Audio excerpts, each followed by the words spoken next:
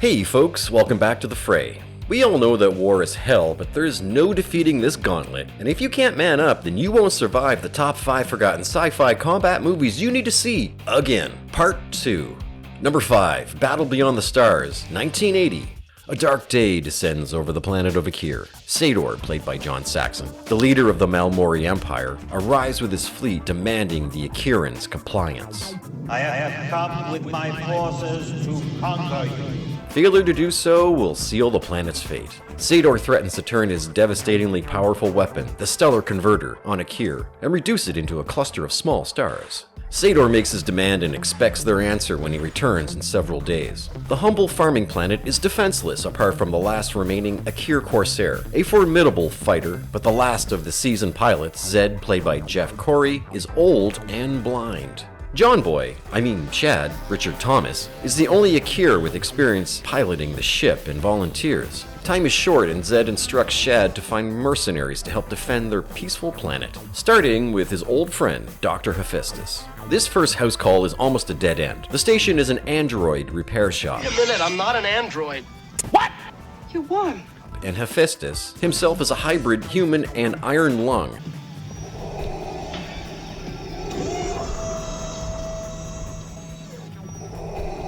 You are welcome, Shad of the Akira. And he's assisted by his fetching daughter, Nanelia, who is still 100% human. Hephaestus intends to hold Shad captive, so he can breed with Nanelia. Shad explains his plight and implores Nanelia to release him. She chooses to join Shad on his quest in her ship. They encounter space cowboy George Peppard, famous for his role as Hannibal in the A-Team. I love it when a plan comes together. Shad, assisted by his ship's onboard AI, Nell, defeats the Marauders attacking Space Cowboy's vessel. Space Cowboy. SOS. Mayday. Help! Now, without a buyer, Cowboy offers his payload of weapons to aid Shad's crusade, and he's convinced to train the Akirans in combat and face Sador's forces. Things are looking up. Shad continues his search when he's abducted by 5 hive-minded alien clones, who answer to the name of Lester. Apparently all 5 are bored to tears and don't need much arm twisting to sign up. And then you toss in Gelt. Hey, it's Robert Vaughn, an assassin of great renown, and Saint X-Men, Sybil Danning, a bare-chested Valkyrie warrior, Cayman, a reptilian slaver who wants Sador's head for extinguishing his race, and the ragtag team is assembled. In preparation, Cowboy trains the Akirans in the art of ground combat. Move it! Kick ass, boys! Kick ass! And impresses a female admirer with his fanny pack. Above Akir, Shad and his wing of mercenaries engage Sador's forces. Gelt destroys several fighters before he's fatally shot down. Saint X-Men kicks her share of Malmori ass, proving herself to Shad that she's a worthy warrior and fulfilling her code of honor. On the planet's surface, Cowboy leads the Akirans into close-quarter gun battles with the Malmori forces. And in the final stretch, Sador's Stellar Converter, Capital Ship, and Air Wing are destroyed. And there is much rejoicing. That is, for those left alive. Battle Beyond the Stars does deliver. It feels like a feature-length TV episode, and I had the same impression when I watched Buck Rogers in the 25th Century in theaters. Dad thought it was stupid, but he liked Aaron Gray. Can't say I blame him. And it's sort of weird seeing Richard Thomas from the Waltons in a movie, but then again, he is pretty great in it. Boyish charm, a staunch moral compass, and witnessing his hero's journey. It's all satisfying shit. James Cameron was the model maker and quickly became the production designer and art director. And the laser sound effects were recycled from the original Battlestar Galactica movie and TV series. Believe me, there's enough here to keep you satisfied.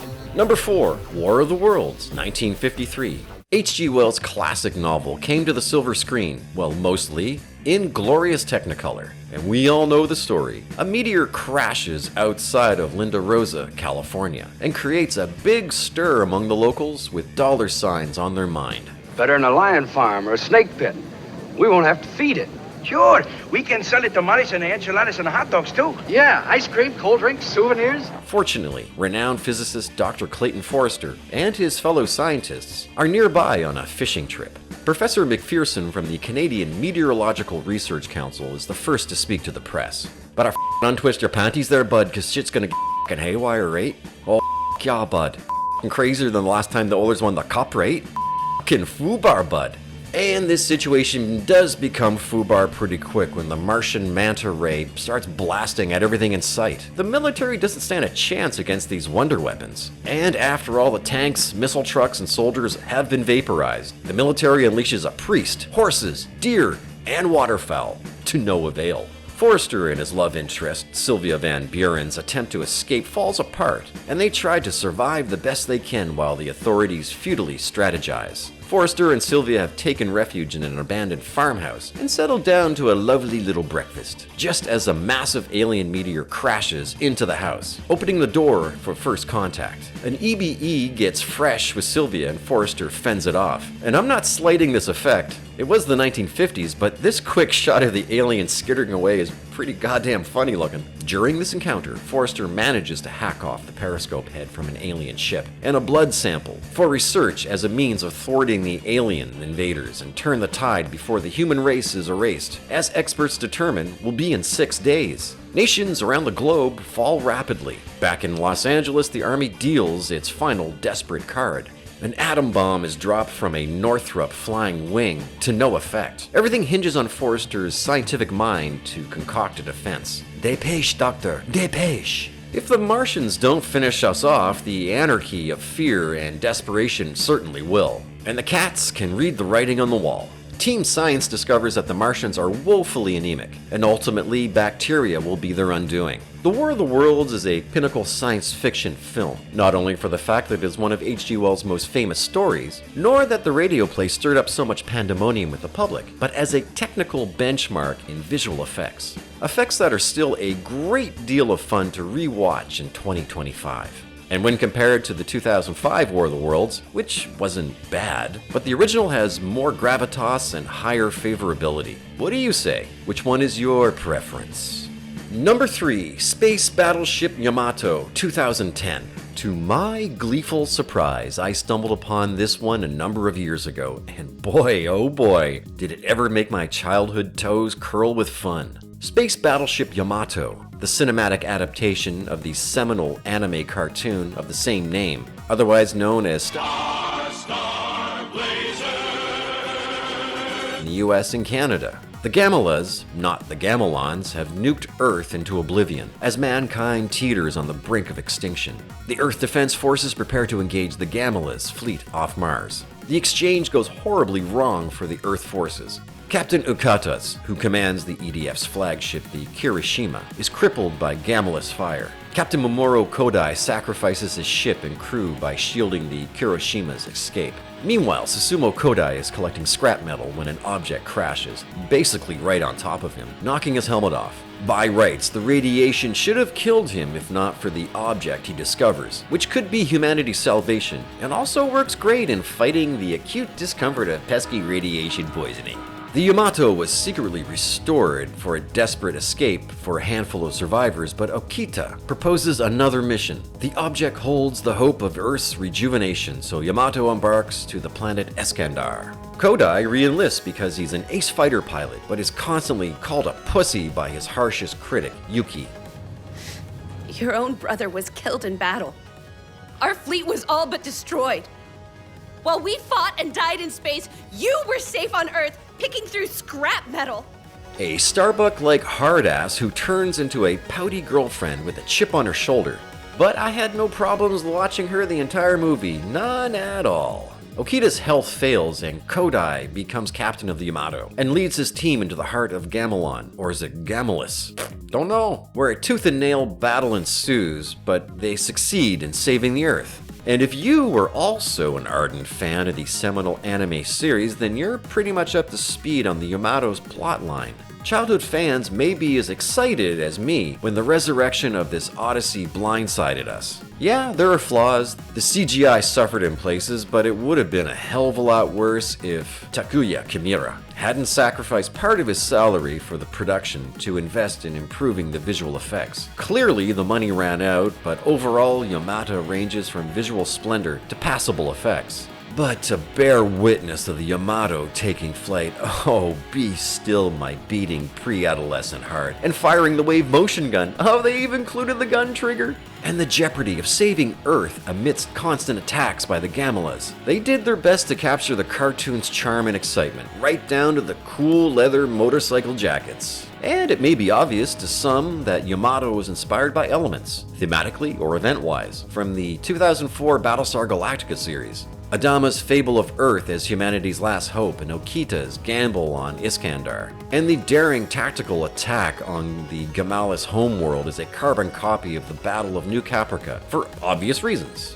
Space Battleship Yamato is still a space opera, buttressed by exhilarating battles, but through which a pre-adolescent wish gurgled to the surface. What if the producers had decided to make Space Battleship Yamato into a live-action series? That would have been incredibly cool. What do you think?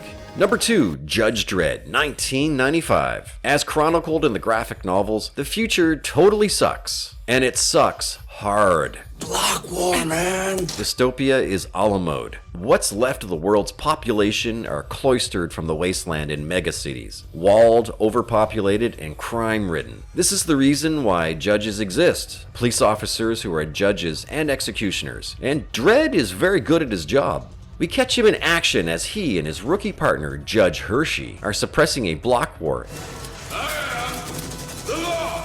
and inadvertently apprehend recent parolee Rob Schneider. Meanwhile, trouble is afoot in a laser prison that incarcerates Rico, former judge and Dredd's ex-friend. But Rico is planning on a reunion really soon. Back in Mega City, Rico checks in on some old mail and an old ABC BattleBot. But Rico's first order of business is to assassinate a journalist who's critical of Dredd and the Judge program. Dredd is charged and tried for the murders and sentenced to life in the Aspen Penal Colony, right next to Rob Schneider. Anyway, Schneider's loose-lipped nervousness tips Dredd's ID to the rest of the inmates. Dredd? I am the law. And that doesn't matter because the transport is shot down by the cannibalistic Angel clan. But before they become taco meat, Chief Justice Fargo, Max von Sydow, retires and takes the long walk in lieu of saving Dredd from the death sentence. And from the Angel clan barbecue. Hey, happy accident. But it looks like Fargo's long walk is about to end, so he confesses to Dredd of Rico's diabolical plan and his and Rico's test tube origins. And now, sibling rivalry takes over. Dredd, Schneider, and Hershey clash with Rico, some vaguely Asian chick in ABC. And the rest is your run-of-the-mill, typical third-act action climax culminating on the Statue of Liberty. Cliched Stallone cliffhanger ending, and bada boom, bada bing, finito. Court's adjourned.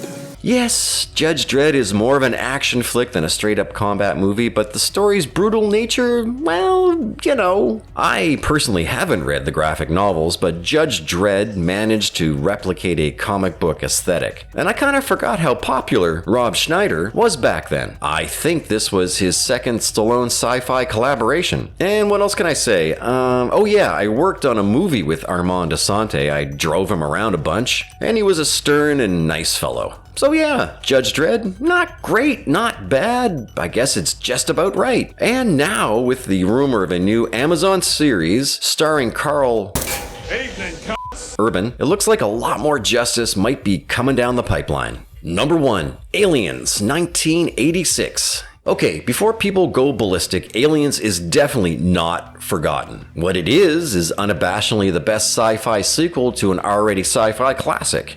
Looks like love at first sight to me.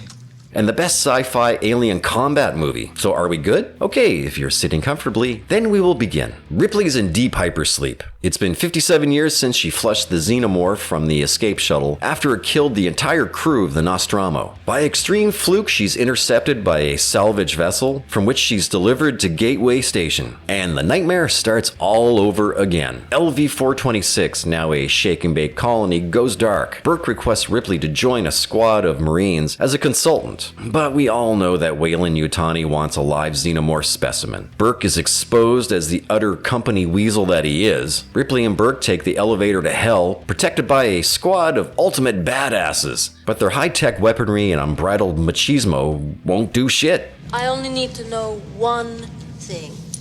Where they are. Anytime, anywhere. Right. Especially since a pre-adolescent girl and Ripley outsurvived them. The first recon sweep inside the colony turns into a massive shit show. Burke deduces something problematic for the Marines. Weapons fire may cause catastrophic damage to the colony's reactor, so the troops are told to deload their magazines.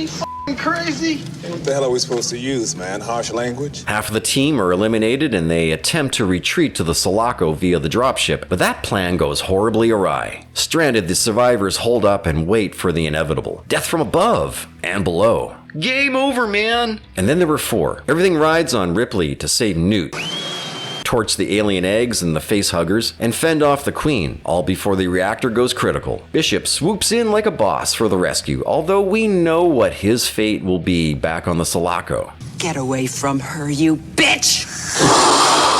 Setting the stage for Sci-Fi's Crown Royal cage match, and the loser is jettisoned into the cold expanse. At the end of the day, when the acid blood no longer scalds the Colonial Marines' vulnerable hides, we are left with the deflating feeling that the Xenomorphs cannot be defeated. And that's great news for us, the audience, because of the reason you're hopefully still watching this video: the combat. Bar none, Aliens is the best sci-fi combat movie in the known universe. Steeped in rich lore, including the plethora of graphic novels, Weyland-Yutani's insatiable greed ensures tasty, tight quarter skirmishes. The before-mentioned final battle with the remaining Marines is a white-knuckle fight to the death. It still amazes me the linear thinking of the humans as the aliens are performing 3D chess by clambering towards them in the ventilation ducts. And this shot of Hicks discovering this tactic is simply iconic, and the ensuing battle is top-notch. Exciting to the core. James Cameron, boy, he sure outdid himself with this hallowed classic sequel.